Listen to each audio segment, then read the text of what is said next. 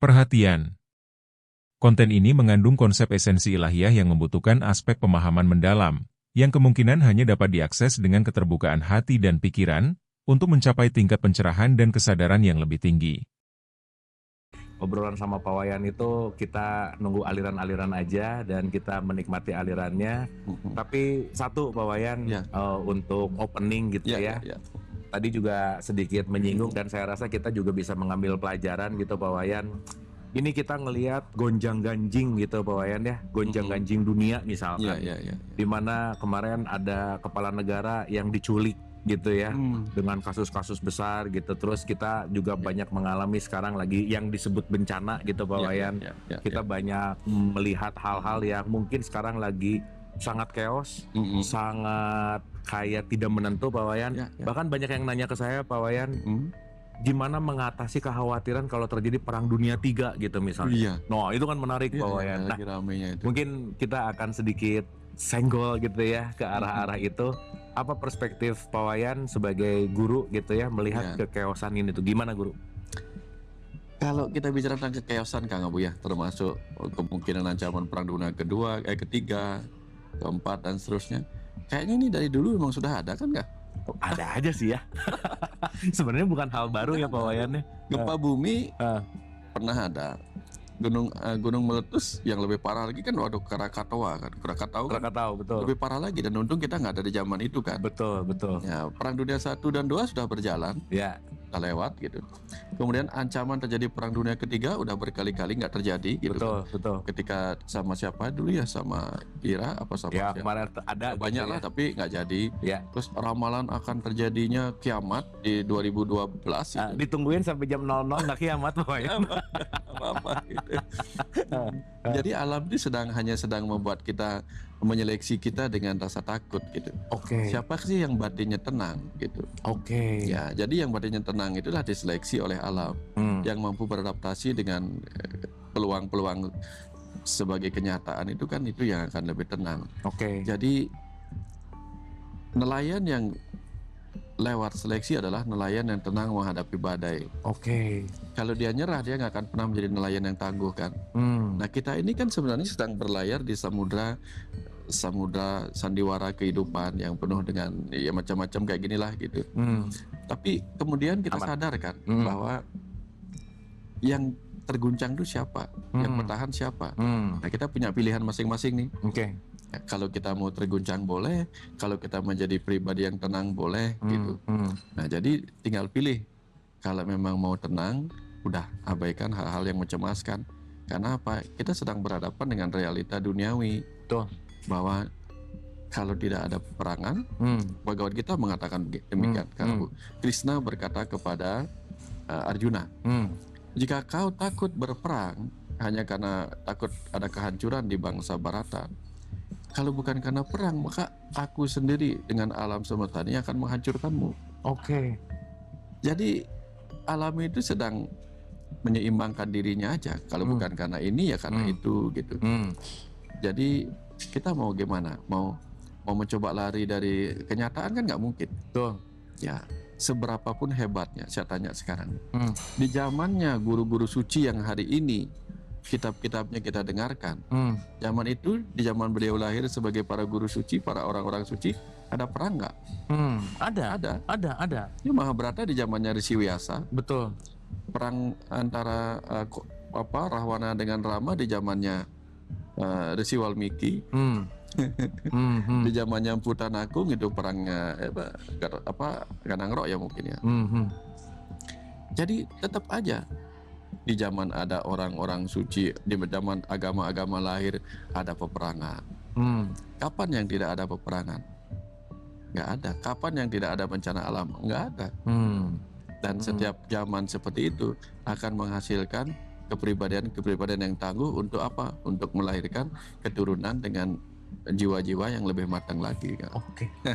Wah, kita sedang ada dalam seleksi itu kan Bu. Ya pertanyaannya kenapa baru takut orang tiap saat juga ada gitu ya kira-kira. Tapi Pak Wayan tadi menarik banget Pak Wayan keluar kata tentang keseimbangan dan bencana. Saya tuh mulai menyadari gini Pak Wayan.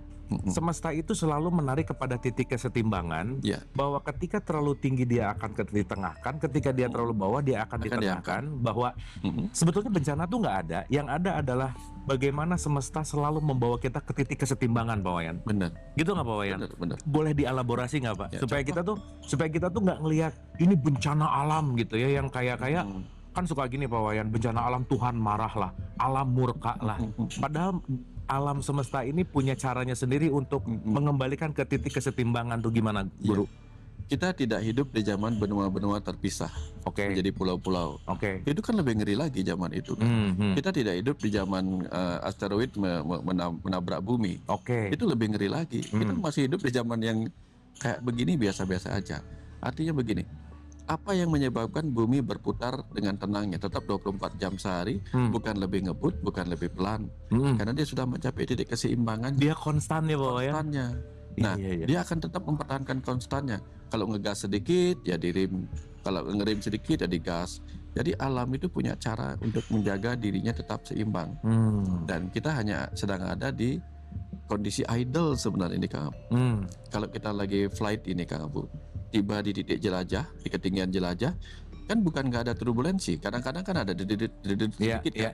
Nah, bumi ini kan sedang ada di titik idle dengan kecepatan konstan yaitu 24 jam sehari. Anggaplah dia berputarnya demikian. Dan kita bisa ngapain aja di sini. Tapi kan bahwa ada sedikit-sedikit guncangan kan wajar-wajar aja sih. Sedang mencapai titik keseimbangannya gitu, kembali kayak gitu. Jadi artinya nggak ada yang perlu ditakutin. Pilihannya adalah kita mau mati ketawa apa mati cemas. Mau mati ketawa atau mati cemas? Mati juga gitu. Oh bener ya. Pada akhirnya semua akan mati. Apakah matinya mau ketawa atau cemas? Mati cemas, pilihannya gitu. Wah, ini mau dijadiin judul mati ketawa atau mati cemas. Nah, bagus, Pak Wayan. Wah, keren sih, Pak Wayan. Karena dulu saya katakan begini, Kang, tahun 2012 saya ngisi acara kan di Ubud. Itu kan kita lagi heboh-hebohnya tentang kalender Maya, kalender suku Maya. Dikatakan 2012 jam ini akan terjadi bencana. Terus mereka nanya dengan penuh ketakutan. Secara mereka adalah dulunya orang-orang yang baru aja sembuh dari psikosomatik akibat cemas. Tiba-tiba dikumpulin untuk mempersiapkan diri kalau seandainya benar itu terjadi. Dan saya ditanya waktu itu, Kang Abu, saya bilang kalau bumi ini sekolah, sekolahnya nggak akan ditutup. Kenapa? Murid-muridnya masih banyak yang revidi. Masih banyak yang ngulang ya. Masih banyak yang ngulang, jangan takut. Masih banyak yang reinkarnasi, yang hidup aja belum tamat-tamat pelajarannya. Udahlah, bumi masih tetap akan menjadi sekolah. Nanti kapan murid-muridnya sudah hilang, ya tinggal guru-gurunya.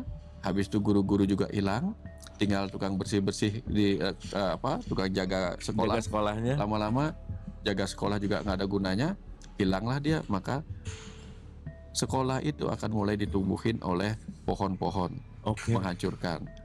Nah, sama bumi ini lama-lama nanti kalau memang sudah tidak jadi sekolah lagi, murid-muridnya hilang, para guru suci hilang, semuanya hilang. Nanti tinggal hewan-hewan sama tanam-tanaman, manusianya habis nih. Tapi dipikir-pikir, Pak Wayan, kenapa manusia tuh ngerasa penting banget, padahal kalau manusia nggak ada, bumi baik-baik aja ya, Pak Wayan ya? Dulu nggak ada manusia. Bumi damai-damai aja ya, gitu. Ya benar sih, Pak Wayan. Nanti akan hilang kembali. Tapi satu, Pak Wayan, ini pertanyaan perennial, Pak. Jika Tuhan Maha Kasih, kenapa peperangan harus ada? Jika Tuhan Maha Kasih, kenapa keributan harus ada? Berarti pertanyaannya kan suka ada pertanyaan nih. Ini pertanyaan datang dari orang yang kasus perang gitu. Dia berteriak bahwa Tuhan, Engkau di mana? Kenapa Engkau membiarkan peperangan ini terjadi? Gimana, Pak Wayan? Kalau Tuhan Maha memberi kenyang, gimana cara Tuhan memberi kenyang kalau kita nggak dikasih lapar duluan gitu? Kalau Tuhan Maha memberi, kapan Tuhan akan memberi kalau kita nggak pernah meminta? Tuhan Maha mendengar, kapan? Ketika kita banyak bicara. Tuhan Maha mendamaikan, kapan? Ketika kita berperang. Tuhan Maha kasih, kapan? Ketika kita menderita. Jadi dualitas itu nggak pernah hilang. Tuhan akan memberi pencerahan ketika kita penuh dengan kegelapan, kan, Bu? Nggak ada yang salah. Iya sih, Tuhan akan membangunkan kita ketika kita tertidur. Kalau kita terbangun dibangunin lagi kan nggak nyambung. Orang udah bangun ya. Yang berhak bangun adalah yang masih tidur. Yang masih tidur itu yang dibangunin gitu. Nggak ada yang salah gitu. Oke. Nah, sekarang kan gini ya Pak Wayan. Ya. Semua konteks kehidupan ini kan pada dasarnya adalah kembali ke titik kesetimbangan. Di situ selalu ada dualitas. Maaf ya Pak Wayan kalau kita bicara. Sekarang mungkin orang beragama tuh banyak. Tapi kenapa dengan beragama ini titik kesetimbangannya kok tetap terjadi chaos misalnya Pak Wayan? Apakah agama tidak cukup menjawab untuk mengembalikan kita ke titik kesetimbangan? Saya pernah mau renung kayak gitu juga kan. Terus berpikir, katanya, lalu ada apa gunanya agama kalau masih ada peperangan? Nah itu maksudnya kenapa ada agama buat apa kalau perang masih ada kan gitu ya kira-kira? Terus jawabnya begini, ada agama aja perang apalagi nggak ada. Gitu. Bagus jawabannya, bagus banget. Jadi di rem pakai agama aja masih kebablasan gitu. Ya terus gimana dong caranya? Ya kalau remnya bagus maka nggak akan terjadi perang. Tapi kalau terjadi perang maka remnya nggak bagus.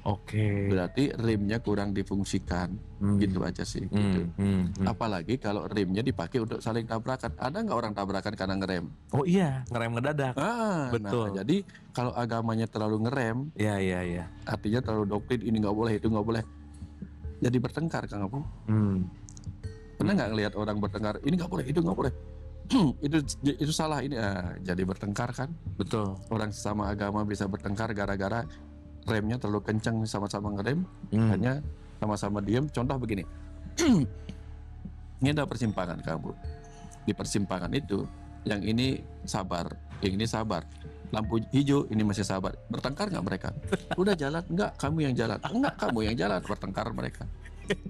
Makanya agama yang ngerem itu juga bisa bikin pertengkaran. Bukan hanya yang melaju gitu. Pokoknya harusnya ya kalau ada yang melaju ya ada yang diam. Jadi agama dan ini dipakai untuk apa? Yang mau berhenti, yang mau didamaikan oleh agama, dia akan menggunakan agama untuk mendamaikan dirinya. Tapi akan ada orang yang menggunakan agama untuk bahan pertengkaran. Itu nggak terelak juga Pak Wayan. Kang Abu. Ya, setiap kebenaran bisa dipakai untuk pembenaran. Selalu begitu. Banyak orang mempelajari kitab suci untuk apa? Untuk menyebut dosa pada yang lain. Menggunakan kitab yang suci untuk mengkafirkan orang, untuk menerakakan orang, padahal kitabnya suci ya. Benar sih Pak Wayan. Baru kepikir sih. Wah menarik ya. Tapi gini Pak Wayan, ada dua hal yang saya juga kadang-kadang ya ini bertumbuh gitu ya dalam pola kesadaran. Ada keyakinan dan ada kenyataan Pak Wayan. Contoh Pak Wayan, di dalam tradisi Islam ini misalkan ada cerita para nabi dan rasul gitu, bahwa kita diceritakan bahwa Musa membelah lautan gitu ya, bahwa Ibrahim kuat dibakar api apa, dan itu sebagai sebuah narasi Pak Wayan. Pertanyaannya adalah, saya pribadi nggak menyaksikan langsung, sehingga itu membentuk sebuah narasi yang diulang-ulang, narasi yang diyakini bersama menjadi keyakinan bersama gitu Pak Wayan. Nah, yang menarik adalah bahwa keyakinan kita ini jika dibenturkan dengan kenyataan, kan kenyataan yang akan tetap menang. Apapun itu Pak Wayan. Sementara kalau kita memiliki keyakinan nih Pak Wayan, yakin banget padahal kenyataannya tidak selaras, justru kadang-kadang si kenyataannya yang dienyahkan. Nah pertanyaannya Pak Wayan, apakah keyakinan kita ini perlu mengalami update? Bagaimana melepaskan keyakinan lama untuk menerima kenyataan? Karena semakin memegang keyakinan, kadang-kadang kenyataan ini akan sulit diterima dan ditolak terus gitu. Gimana tuh Pak Wayan? Kalau dalam ajaran Hindu Kang Abu ya, keyakinan pertama ketika zamannya seperti itu, keyakinan pertama dimulai dengan apa yang dikenal sebagai agama pramana atau sabda pramana. Yakin pada sesuatu karena itu kata agama, karena itu sabda dari orang-orang yang kita sebut punya otoritas seperti orang suci. Figur otoritas. Nah itu yang yakin. Kenapa kita nggak tahu kan? Nggak pernah ngelihat, nggak juga tahu apa maksudnya itu, udah yakin aja dulu. Nah setelah itu, begitu kita berkembang dalam akal budi, baru kita bergerak dari yakin karena itu kata guru atau kata kitab suci, mulai masuk yang dikenal sebagai anumana pramana. Anumana pramana. Tadi sabda pramana, anumana pramana. Anu itu artinya atom, mana itu pikiran. Jadi pikiran dibawa ke tingkat atom, artinya apa? Mengupas. Jadi yakinlah karena setelah kamu kupas itu mulai masuk akal. mulai masuk akal. Jadi tambah kuatlah keyakinannya. Tapi kalau mulai nggak masuk akal, jangan-jangan kita salah mengupas. Ya, nanti baru kita setelah selesai masuk akal ini, baru kita buktikan dengan periksa langsung.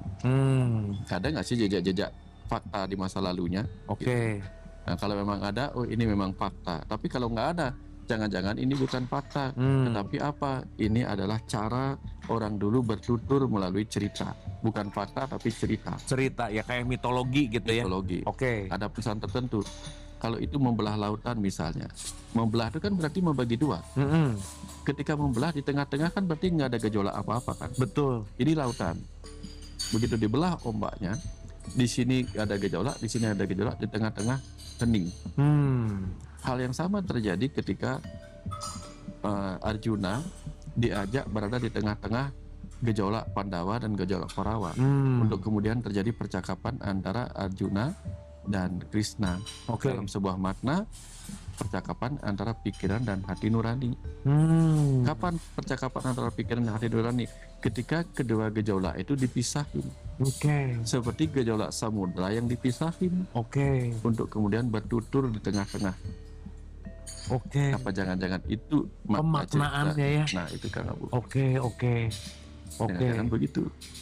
Nah, kan balik lagi Pak Wayan ya. Segala bentuk yang nyampe ke kita itu sangat menjadi multitafsir Pak Wayan. Multitafsir.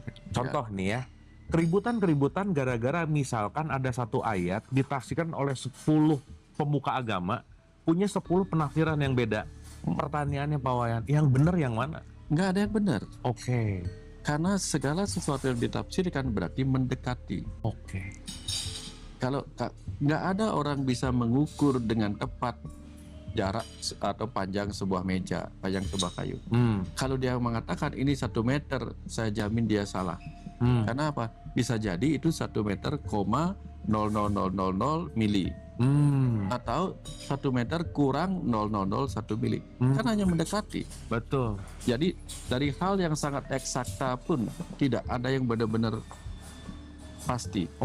Tetap ada 0,00 sekian kemungkinan bias. Apalagi tafsir. Jadi pertanyaannya tafsir mana yang paling mendekati? Maka muncullah yang ketiga, keempat itu ya disebut dengan upamana. Jadi sabda pramana atau agama pramana, percaya apa kata guru, apa kata kitab suci. Yang kedua anumana pramana. Lalu upamana itu apa? Pikiran yang mendekati. Pemaknaan, penafsiran, penganalogian. Terakhir baru udah kita periksa langsung dah. Gitu. Jadi artinya tidak ada yang benar, karena kebenaran itu adalah kumpulan dari tafsir gitu. Yang salah adalah ketika sudah jelas itu tafsir diperdebatkan. Tafsir itu disatuin. Udah jelas tafsir pendekatan didebatin lagi. Padahal baru tafsir gitu ya. Wah, keren sih Pak Wayan. Yang harus dilakukan adalah menyatukan tafsir. Nanti akan ketemu irisan-irisan. Irisan itu yang terpenting. Kalau tidak dipertemukan irisannya, yang jadinya apa? Saling iris. Jadi iris sana iris sini ya. Iris sana iris sini. Kok banyakan dia sih tafsirnya dipercaya, kok kurang ini, iris sana iris sini, lalu saling iris gitu. Saling melukai gitu. Padahal yang kita butuhkan irisan. Ternyata ada kesamaan. Kan begitu Kang Abu. Tapi gini Pak Wayan ya, ini menarik. Makasih Pak Wayan. Wah, saya dapat banget tuh, itu keren banget sih. Nggak kebayang gitu, nggak kepikir sebelumnya. Cuman kan kekuatan omongan figur otoritas ini sangat terekam gitu Pak Wayan. Sehingga kalau dalam satu community yang figur otoritas yang ngomong A dan mereka meyakini A, sehingga menjadi keyakinan bersama A, itu seakan-akan nggak bisa diguncangkan lagi gitu Pak Wayan. Pokoknya ini paling bener aja. Akhirnya keluarlah dogma, doktrin, stigma gitu. Nah, pertanyaannya Pak Wayan, gimana kita tidak terjebak kepada sebuah dogma dan doktrin, bahkan maaf ya, yang katanya orang udah ke spiritual juga bisa terjebak di konteks itu juga gitu Pak Wayan. Saat dia tidak mengupdate gitu. Gimana check and rechecknya gitu Pak Wayan? Pertama kita harus punya sebuah perisai Kang Abu. Oke. Perisai, eling dan waspada. Eling itu apa?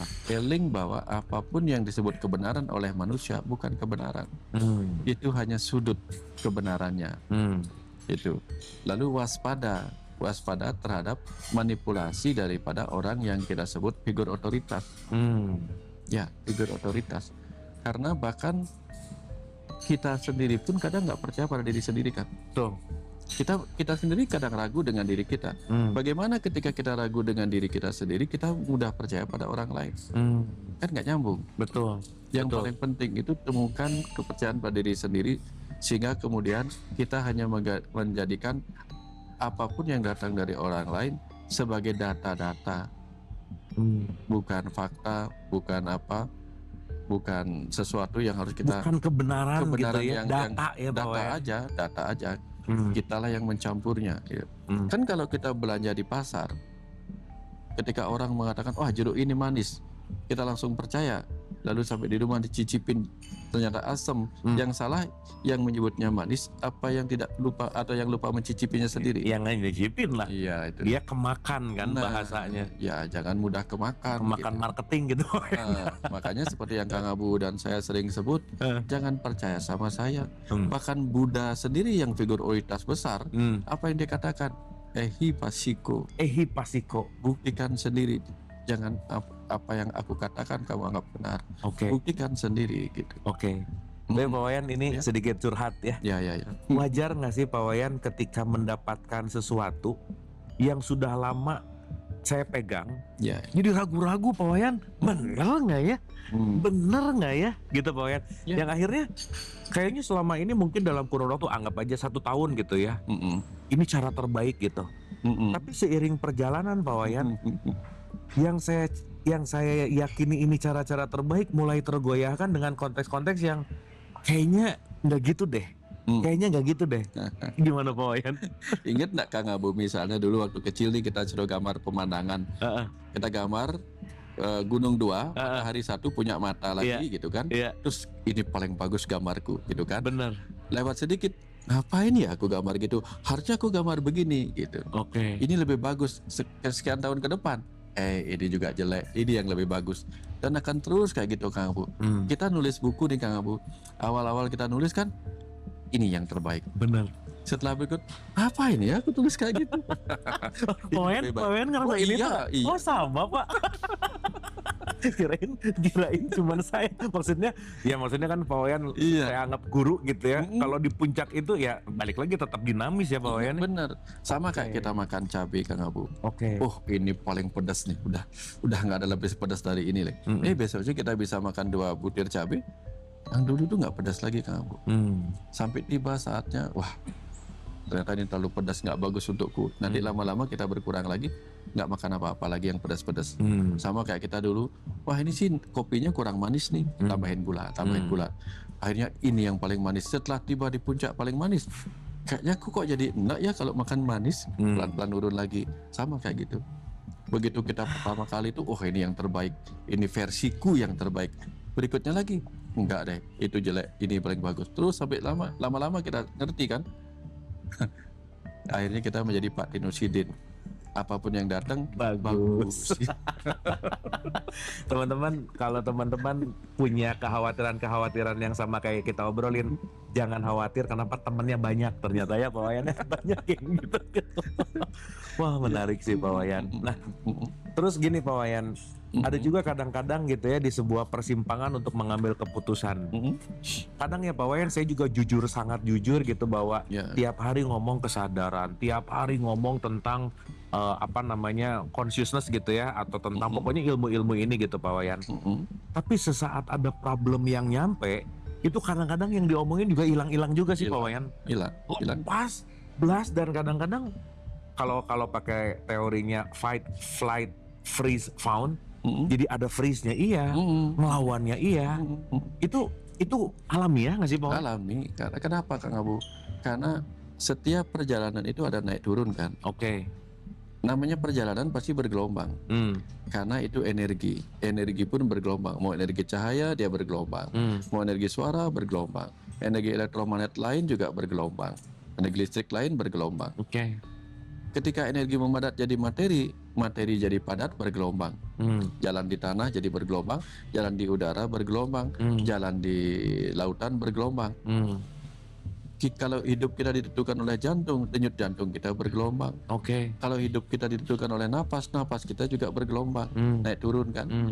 Kalau hidup adalah pemikiran, pemikiran kita juga gelombangnya gelombang otak kan. Jadi semua termasuk perjalanan kesadaran pasti bergelombang. Oke. Nanti kapan kita merasa diri sudah sadar, tiba-tiba jatuh kesadaran kita. Merasa diri sudah bijaksana, bijak sini gitu.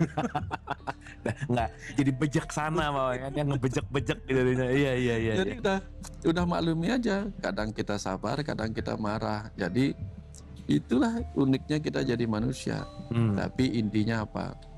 Yang penting kita punya modalnya. Seperti Kang Abu yang sering bilang, lebih baik nangis dia dalam mobil Mercy daripada nangis di Metro Mini. Ya, tapi yang nonton banyak nangis di Metro Mini nih kayaknya Pak Wayan. Udah aja. Jadi lebih baik kita punya modal kesadaran. Jadi kapan kita saatnya lupa, kita cepat sadar. Oke. Jadi orang belajar spiritual, orang yang sudah mencapai kesadaran, bukanlah sesuatu yang tidak pernah jatuh. Orang yang belajar spiritual dan mencapai kesadaran, dia seperti burung yang jatuh dari pohon, jatuh memang, tapi segera mengepakkan sayap terbang lagi. Oke. Tapi jika belum belajar kesadaran, dia bagaikan ranting pohon kering yang jatuh, langsung remuk. Jatuh sedikit dalam keterpurukan, langsung error, pecah berkeping-keping. Nah, jadi bukan berarti belajar spiritual nggak akan jatuh. Ya. Yang tadinya belajar kesabaran jatuh dalam kemarahan. Bedanya cuman cepat iyanya gitu. Cepat ke titik tengah lagi gitu ya Pak Wayan. Tengah lagi gitu. Oke. Nah, kayak gitu sih. Soalnya kalau enggak kita jadi statis Kang Abu. Kalau kita ingin belajar sadar sesadar-sadarnya, sabar sesabar-sabarnya, nggak pernah berubah lagi, mau dicaci maki apapun tetap sabar saja. Patung juga bisa kayak gitu Kang Abu. Jangan-jangan bukan manusia ya, jangan-jangan patung ya. Patung juga begitu. Coba lihat patung apa? Pancoran misalnya. Pancoran itu berapa orang demo di situ dia diam aja. Benar.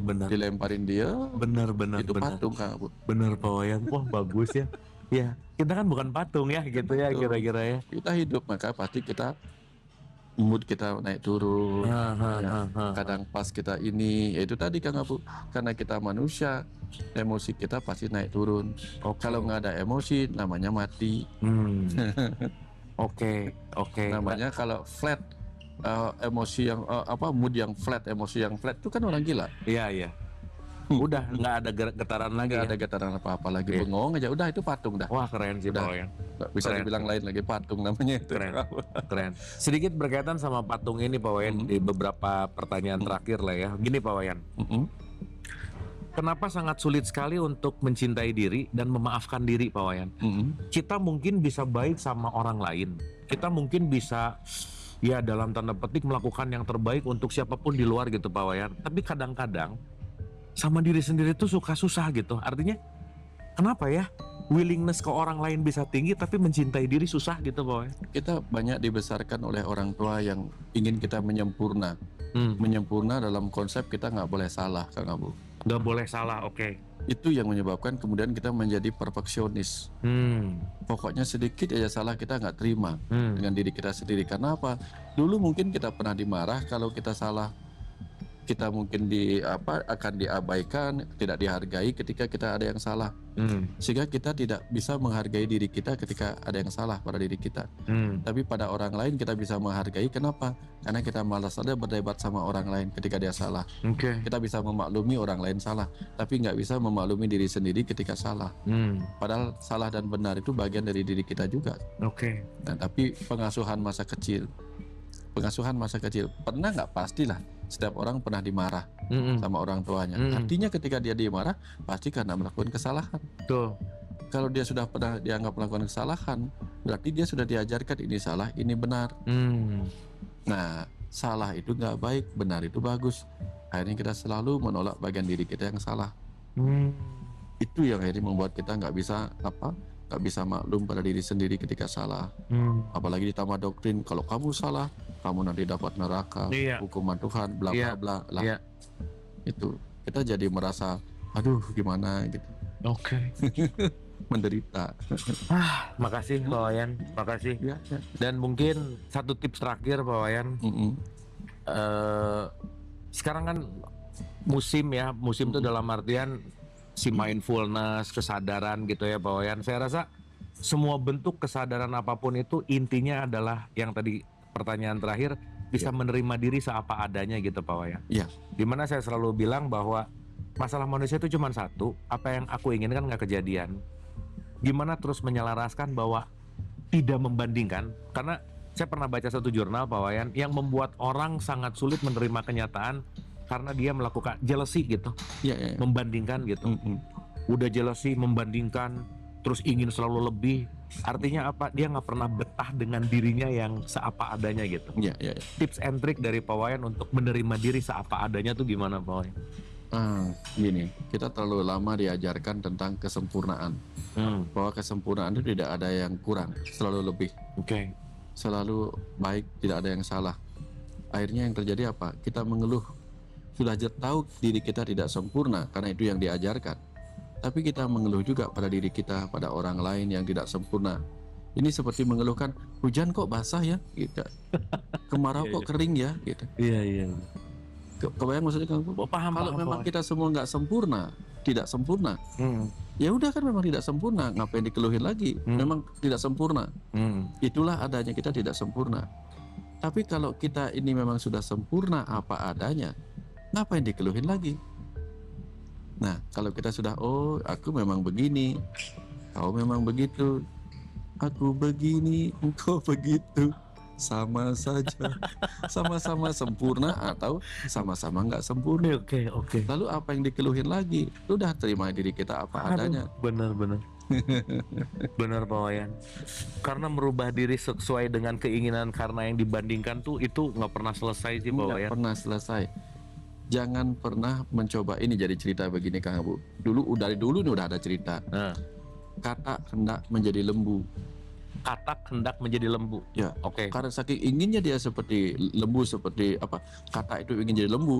Dia langsung narik napas, tahan. Aku udah gede nih. Ditahan lagi, tarik napas lagi, biar gede segede lembu. Lama-lama meledaklah dia. Karena dia pikir aku bisa kok seperti dia. Enggak, kamu katak, udah biarin lembu aja juga merasa, aduh seandainya aku katak mungkin aku nggak dimakan sama singa. Sayang karena aku gede jadi makanan singa. Si lembu bilang apa? Si katak bilang apa? Seandainya aku seperti lembu gedenya. Terus bolak-balik kayak gitu. Kita ingin jadi orang lain, orang lain ingin jadi kita. Betul Pak Wayan. Akhirnya yang terjadi apa? Kita lupa untuk menjadi diri sendiri Kang Abu. Kita ini semua unik. Unik itu artinya langka. Yang langka itu pasti mahal. Jadi sebenarnya kita tuh mahal ya Pak Wayan. Makanya jangan jual murah ya. Kita mahal itu, kita unik masing-masing, nggak ada yang sama dengan orang lain. Limited edition. Priceless Pak Wayan. Iya benar, kita ini limited edition. Apa adanya, udah itu aja dah. Kita udah priceless. Suksma Guru, sehat-sehat selalu. Jangan lelah untuk memberikan power sama kita murid-murid yang masih selalu membutuhkan bimbingan. So teman-teman semoga dapat sesuatu ya dari obrolan singkat kita. Ini obrolan kerinduan saya aja sama guru gitu ya. Ternyata banyak insight banget, dan pelajaran yang paling menarik adalah unik tadi. Unik itu nggak ada duanya itu berarti satu-satunya, berarti priceless. Mungkin kita sering mengatakan bahwa sedang lelah, it's okay. Harus mundur dulu, it's okay. Tapi apapun itu, semoga kita tidak menyerah. Jangan lupa mencintai diri dan terus bertumbuh. Suksma Guru, terima kasih. Sampai ketemu di podcast berikutnya. Sampai jumpa.